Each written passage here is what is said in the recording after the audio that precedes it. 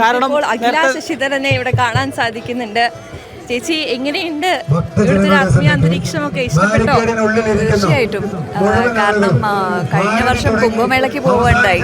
അപ്പം ഇവിടെ വന്നിട്ട് നമ്മളുടെ കേരളത്തിൽ നമ്മളുടെ സ്വന്തം ഈ ഒരു പുണ്യഭൂമിയിലും അതേ ഒരു അന്തരീക്ഷം തന്നെ നമ്മൾക്ക് ഇങ്ങനെ ഒരു സൃഷ്ടിച്ച് എടുക്കാൻ കഴിഞ്ഞു എന്നുള്ളതും നമ്മളുടെ ഒരു വേരുകളെ തെരഞ്ഞു പോകുന്ന ഒരു യാത്രയിൽ കേരളവും ഇപ്പോൾ മുന്നിട്ടിറങ്ങുന്നു എന്നുള്ളത് വളരെ സന്തോഷം തരുന്ന ഒരു കാര്യം.